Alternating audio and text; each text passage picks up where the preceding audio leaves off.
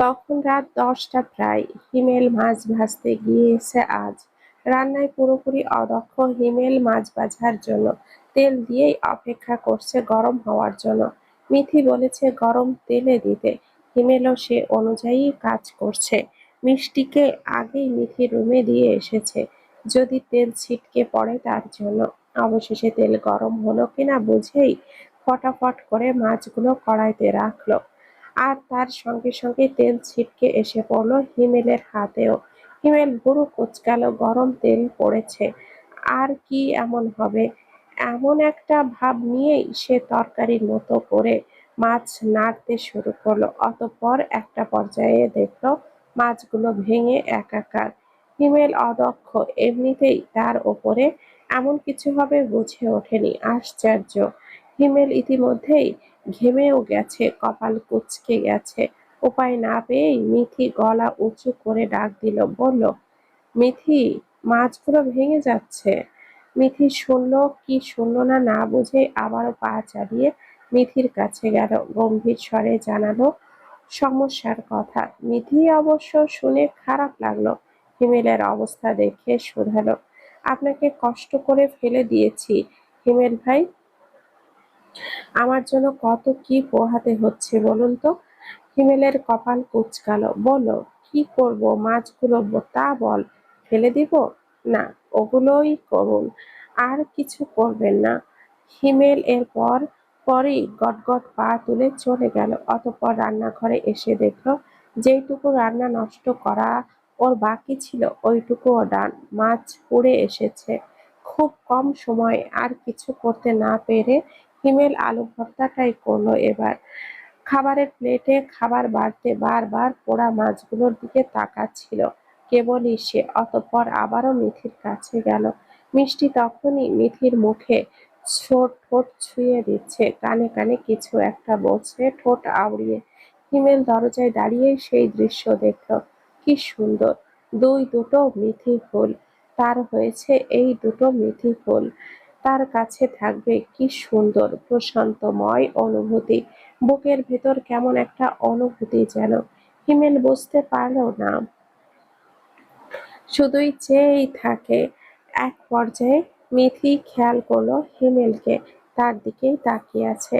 তবে সে তাকাতেই আর চোখাচোখি হতেই হিমেল নজর সরালো। মিথি বলল, কিছু বলবেন? হিমেল চাইলো আবার। বলল, তুই তো অসুস্থ মিথি, বাইরের খাবার খাবি? আমি তো মাছগুলো পুড়িয়ে ফেলেছি, একটু একটু বাইরের খাবার নিয়ে আসি। মিথির সঙ্গে সঙ্গেই উত্তর করলো, না, যা আছে তাই দিয়েই হবে। খেতে কি বিশ্রী হবে ভাব। সমস্যা নেই, ওইসব আনুন হিমেল ভাই।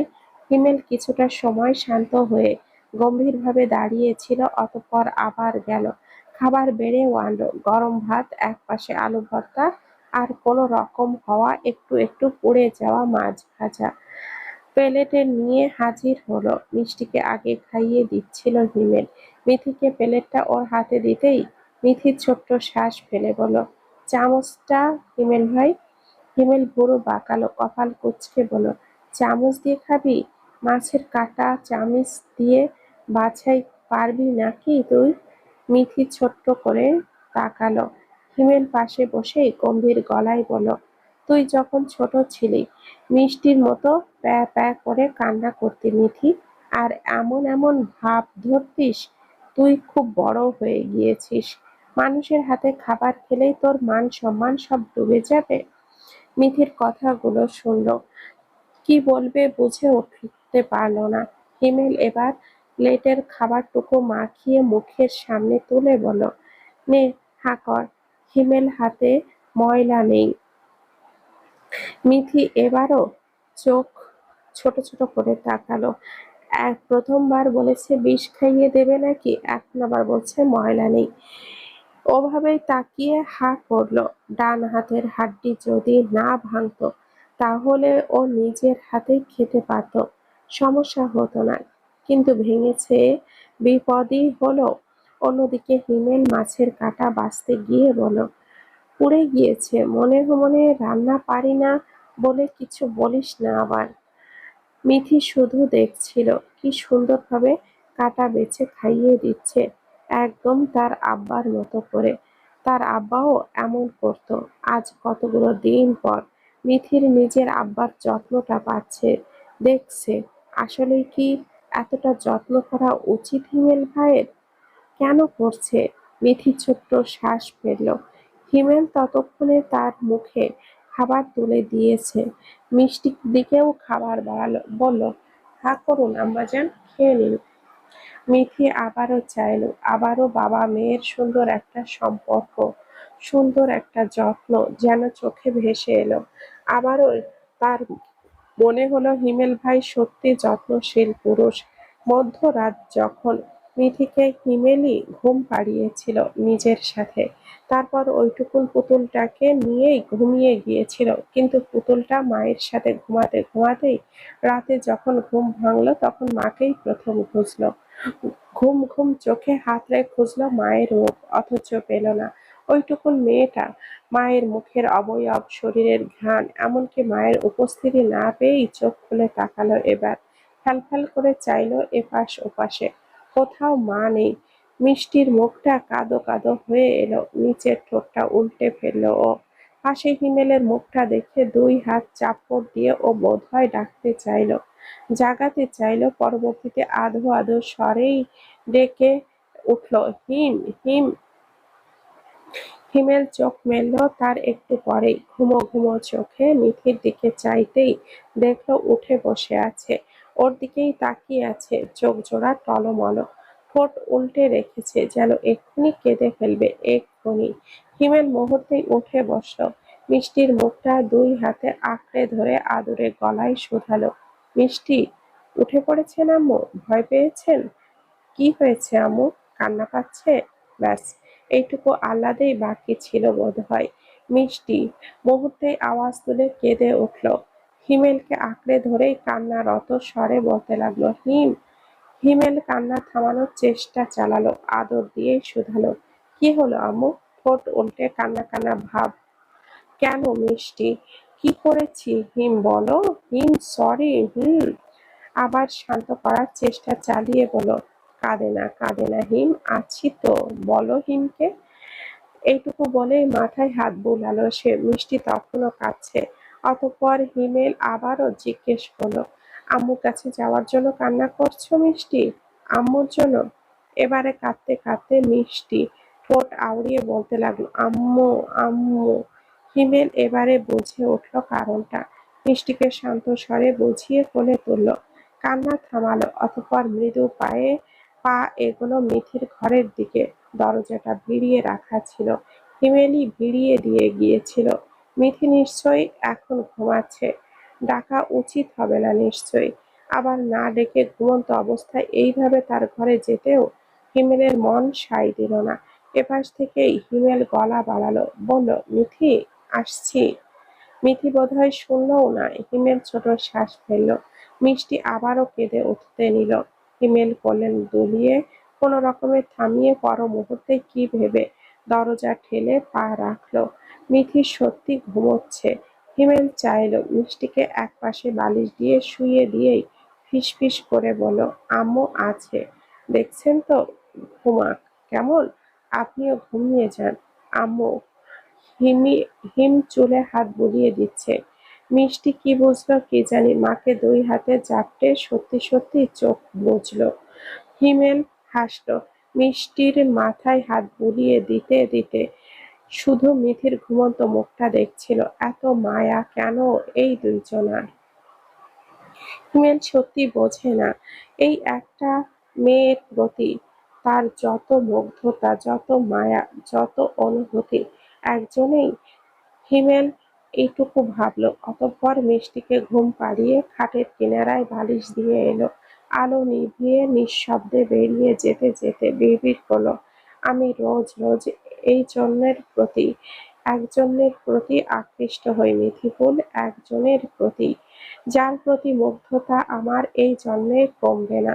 সকাল হতেই মহিবে এই নিয়ে কয়েকবার কল দিয়েছে। হিমেল ঘুমিয়েছিল তখন। মিথি আর হিমেলের সত্যি সত্যি কবুল করে বিয়ে হয়েছে, এই খবরটা হিমেলের পরিবার অবধি যেতে দেরি হলো না। মহিবের মায়ের কাছেই খবরটা আগে গিয়েছিল। অতঃপর খবর শোনার সঙ্গে সঙ্গে কল এসেছিল হিমেলের কাছে। ওপাশ থেকে জানানো হলো, তুই সত্যি বিয়ে করেছিস? মিথিকে বিয়ে করেছিস বাবা? সত্যি করে বল, বিয়ে করেছিস? হিমেল শুনল নীরবেই। হিমেল ভেবেছিল বিয়ে হওয়ার সঙ্গে সঙ্গেই খবর পাবে, তবে একটুকু দেরি হলো কেন বুঝল না। ছোট্ট শ্বাস ফেলে বলল, হ্যাঁ বিয়ে করেছি মামনি, মিথিকেই। কি সব বলছিস? মাথা ঠিক আছে হিমেল? এতবার সাবধান করার পরও, এতদিন বোঝানোর পরও কিভাবে পারলি? হিমেল শান্ত স্বরে জানালো, কারণ এতদিন বোঝানোর পরও সে আমার মস্তিষ্ক থেকে একটুও সরেনি, একইভাবে গেঁথে ছিল। ওপাশ থেকে উত্তর এলো, আমাদের কথা একবারও ভাবলি না বাপ? গ্রামের মানুষ কি বলবে? ১.৫ বছর, ১.৫ বছর তো সে ঠিকই চুপচাপ ছিলি বাপ। এবার হঠাৎ কি হলো? কোন ভূত চেপেছিল যে মিথিকে বিয়ে করতে হলো? ভূতটা আসলে অনেক আগেই উম, চেপেছিল মামুনি। তোমার ছেলের জন্য ভূতটাকে পাত্তা দেয়নি। আমার ছেলের জন্য? হিমেল এড়িয়ে গেল এবার। বলল, কিছু না। ওই মেয়ে কিভাবে ফাঁসিয়েছে বল বাপ? কি করেছে ও? হিমেল ছোট্ট শ্বাস ফেলে জানালো, ও না, আমি ওকে ফাঁসিয়ে দিয়েছি মামনি। মজা করছি না তোর সাথে হিমেল। আমরা কিন্তু এই বিয়েটা মানি না হিমেল, বুঝলি? জানি, কিন্তু আমার আমও মানে। হিমেল চোখ বুজে শুধালো, আমি বিয়ের সময়ও আমি আম্মুকে মনে মনে বলছি, অনেকবার বলেছি, তোমার আম্মুও চাইতো না এমন কাউকে তোর বউ করতে। চাইতো না, বুঝলি? যে মানুষটাকে ভালোবাসি সেই মানুষটাকেই পেয়েছি, খুশি হয়েছি, এতটুকুতেই আমার আম্মু খুশি হতো না? আমি কি তোর আম্মুর থেকে আলাদা? হিমেল চুপ থাকে, কিছুটা সময় নিয়ে বলল, তুমিও আমার আম্মুর মতোই মামুনি, কিন্তু আমার আনন্দ সুখটা বুঝতেই চাও না মামুনি। আমার আম্মু হলে তো মানতো বলো? ওপাশ থেকে মুহূর্তেই বলল, হিমেল, আম্মুর মতোই মানে? আম্মু হয়ে উঠতে পারিনি? হিমেল হাসে বলে, ইমোশনাল ব্ল্যাকমেল করছো মামুনি। মুহিবের আম্মু আর উত্তর করল না। হিমেল ফের ডাকলো, মামুনি। মুহিবের মায়ের ঠিক কিছুটা পর বলল, যা ইচ্ছে করো, যাকে ইচ্ছা তাকে নিয়ে বিয়ে করো, সংসার করো, কিচ্ছু বলবো না। আমি তো তোমার মা নই হিমেল, আর কখনো কিছুই বলবো না। এর পরপরই কল রেখে দিল। হিমেল চেয়ে থাকলো অতঃপর মিথিরা কি করছে তা দেখার জন্য। দরজায় উঁকি দিতেই মিথি মুহূর্তেই বলল, কে কল দিয়েছিল হিমেল ভাই? হিমেল ভেবেছিল মিথি শুনতে পাবে না, অথচ শুনেছে। হয়তো কথাগুলো শুনেছে, নয়তো জিজ্ঞেস করতো না। বলল, মামুনি। ঝামেলা হলো নিশ্চয়ই, ওনারা কষ্ট পেয়েছে অনেক, তাই না? এটুকু বলেই উত্তরের অপেক্ষায় থাকলো, অথচ হিমেল উত্তর করলো না। মিথি ছোট্ট শ্বাস ফেলে, একটা পরিবার শেষ করে দেবে ও। বিধাতা তাকে এমন এক পর্যায়ে ফেলে নিজেও কিছু করতে পারছে না। টিউশনগুলোও ছুটে যাবে নিশ্চয়। সামনে ফাইনাল পরীক্ষা, কত কি। মিথি মনে মনে সিদ্ধান্ত নিল, যাই হোক, হিমেল ভাইয়ের ঘাড়ে বসে থাকবে না আর। অনেক তো চেষ্টা করেছে হিমেল ভাই, অনেক সাহায্য করেছে। তাই বলল, শুনুন হিমেল ভাই, আয়েশা খালাকে খবর দিয়েছেন? খবর দিয়েছি, দুপুরের আগে আগে চলে আসবে বলেছে। সত্যি বলছেন? তাহলে আমি নিজের বাসায় শিফট হতে চাই হিমেল ভাই। হিমেল মিষ্টির দিকে মনোযোগ দিল। কোলে তুলতে তুলতেই গম্ভীর গলায় বলল, খবর দিয়েছি, কিন্তু সেপারেশনে যাচ্ছি না আমরা। একই বাসাতেই থাকবো। বিয়ের পর স্বামী স্ত্রী একসাথে থাকলে সম্পর্কের উন্নতি হয়। এই উন্নতিটা না হলেই ভালো হয় হিমেল ভাই। এটুকু বলেই ফের শান্ত গলায় বলল, আপনার পরিবারের সাথে কথা বলেছেন? শুধু শুধু একটা ছোট্ট বিষয়কে কেন্দ্র করে অশান্তি হবে, ঝামেলা হবে, আপনার সাথে ওনাদের সম্পর্ক নষ্ট হবে, তাও আমার জন্য। অপরাধী লাগবে না আমার নিজেকে? সাবিয়া আপু আপনাকে এখনো ভালোবাসেন। কতটা ভালোবাসেন তা ওনার চোখের অসহায়ত্ব না দেখলে বুঝতেই পারবেন না। ওই অসহায়ত্ব দেখলে আপনার নিজেরই মায়া হবে। হিমেল হুট করেই আগের মতো গম্ভীর মুখ নিয়েই ঝুঁকে এলো। মিষ্টিকে কোলে নিয়ে মিথির মুখের দিকে ঝুঁকে রাশভারী স্বরে বলল, মিথি, এবার আমার চোখের দিকে তাকা। আকস্মিক এইভাবে নিজের মুখের সামনে হিমেলের মুখটা ঝুঁকে যাওয়াতে মিথি মাথা পিছিয়ে নিল। হিমেল ফের গম্ভীর ভাবে বলল, কি হলো তাকা? মিথি তাকালো এবার। হিমেল আবারও গম্ভীর কণ্ঠে বলল, আমার চোখের অসহায়ত্ব কখনো চোখে পড়েছে তোর? কখনো মায়া হয়নি? এই চোখ জোড়ার ভাষা অসহায়ত্বের প্রতি হয়েছে। মিথি শুনল অসহায়ত্ব, মায়া। মিথি তাকালো, অনেকটা সময় চুপ থেকে উত্তর করলো, যদি আপনার ভালোবাসাটা আমি বিয়ের আগে পেতাম, আমার অবিবাহিত জীবনে পেতাম, তাহলে হয়তো আমি মূল্য দিতাম আপনার এই অনুভূতিটাকে। হিমেল ভাই, এত যত্ন করা মানুষের প্রতি মানুষের এমনিই মায়া জন্মে, মুগ্ধতা জন্মায়, আমারও জন্মাতো, কিন্তু এখন আমার গ্রহণ করার সুযোগ নেই। হিমেল ভাই, আপনার মতো একটা মানুষের সুন্দর জীবন, সুন্দর পরিবার ধ্বংসের অপরাধ এবং দিন শেষে সমাজের দোষ নেওয়ার বিন্দুমাত্র ইচ্ছেও নেই আমার মাঝে। এখন আর অনুভূতিরাই নেই হিমেল ভাই। তবে মাঝে মাঝে ভাবি, আপনি হয়তো আরো আগেই আমার জীবনে আসলে আমার জীবনটা অনেক সুন্দর হতো। হিমেল সোজা হয়ে দাঁড়ালো। মিষ্টিকে কোলে নিয়ে যেতে যেতে বলো, দেরি করে অনুভূতি জানানোর শাস্তি দিচ্ছিস? না, বাস্তবতা দেখুন হিমেল ভাই, কয়েকজন অবিবাহিত ছেলে একটা বিবাহিত মেয়েকে বিয়ে করেছে, আর আপনি আরো ভালো ডিজার্ভ করেন। আরো অনেক ভালো একটা মেয়ে পাবেন জীবনে। হয়তো একটা ঘটনা আমাদের মধ্যে হয়ে গিয়েছে, কিন্তু এটা। হিমেলের পা থামালো, ঘাড় বাঁকিয়ে তাকালো, ভুরু উঁচিয়ে জিজ্ঞেস করলো, এটা? এটা আমরা দুজনেই ভুলেই যাই বরং। একটা সুন্দর জীবন প্রাপ্য আপনার। এই সামান্য ঘটনাটা সেখানে বাধা হতে পারে না। হিমেল মুখ চোখ শক্ত হয়ে এলো, কেমন স্থির গম্ভীর। যেতে যেতে বলল, তোর কাছে সামান্য হতে পারে, কিন্তু আমার কাছে আমার লাইফের অনেক গুরুত্বপূর্ণ ঘটনা। লাইফের সবচাইতে বেশি আকাঙ্ক্ষিত মুহূর্ত ছিল মিথি। এত গুরুত্বপূর্ণ মুহূর্তকে শুধুমাত্র তোর জন্য ঠুনকো ভাবতে পারছি না, সরি। দুপুরের একটু আগেই আয়েশা খালা এসেছেন। ওনাকে মিথিকে দেখতে বলেই হিমেল একটু বের হয়েছিল কিছু কেনাকাটা করতে। মিথির জামা কাপড়, মিষ্টির জামা কাপড়, সাথে কিছু বাজার। এই এই ঘন্টা দুয়েক হবে লাগবে বলেই বের হয়েছিল। এর মধ্যে হিয়া এসেছিল ফিজার থেকে। কালই শুনেছে সে মিথির সম্পর্কে, অতঃপর আজই এসেই এত এত কাহিনী শুনে বিস্ময় নিয়ে বলল, মিথি, মিথি, তুই সত্যি বিয়ে করেছিস? তাও এই উদ্ভট লোককে? সত্যি? কিন্তু আমি খুশি হয়েছি, আমি সত্যি খুশি হয়েছি। অন্তত এই লোকটা অমানুষ হবে না। হিয়া, বিয়েটা একটা সিচুয়েশনে করতে হয়েছে। আমি কি? মিথি এবার মুখ কাচুমাচু করে হিয়াকে বলল, তুই আমার কয়েকটা দিন হেল্প করবি হিয়া? এই 3-4 দিন পড়ালেখার ক্ষতি হবে তোর। পাটা একটু ভালো হলেই চলে যাস না হয়। ওনার ঘাড়ের ওপরে কেমন পড়ে আছি আমি। ওনার পরিবার চান না জেনেও সেই দিন বিয়েটা করে ফেলেছি। এখন নিজের উপরে বিরক্ত লাগছে। সেই দিন বোধহয় নিজের চরিত্রের দোষ নিয়ে হলেও বিয়েটা আটকানো উচিত ছিল হিয়া। হিয়া শুনল, বলল, থাকতে পারবো, কিন্তু সে তো ভালোবাসে তোকে। এতগুলো দিন নিশ্চয় অভিনয় করবে না? ওনার ভালোবাসা নিয়ে সংশয় করছি না আমি হিয়া। আমি জীবনে কাউকেই জড়াতে চাইছি না। আমার আর ইচ্ছে নেই। হিয়া বোঝানোর ন্যায় বলল, কিন্তু জড়িয়ে তো গিয়েছিস মিথি। তোর জীবনটা সুন্দরভাবেই গোছানোর জন্য হলেও এমন কাউকে প্রয়োজন। মিষ্টির জীবনটা ভালোভাবে গোছানোর জন্য হলেও কাউকে প্রয়োজন এমন। ওনাকে আমার সত্যি পছন্দ হয়েছে। কোনো মেয়েকে অসম্মান করেন না। এই ঘটনাকে নিয়ে জীবনে পড়ে থাকবে একটা পরিস্থিতি ছিল কেবল। ওনার দিকটাও ভাবা উচিত ছিল হিয়া। কেমন স্বার্থপর হয়ে ভাবছিস তুই?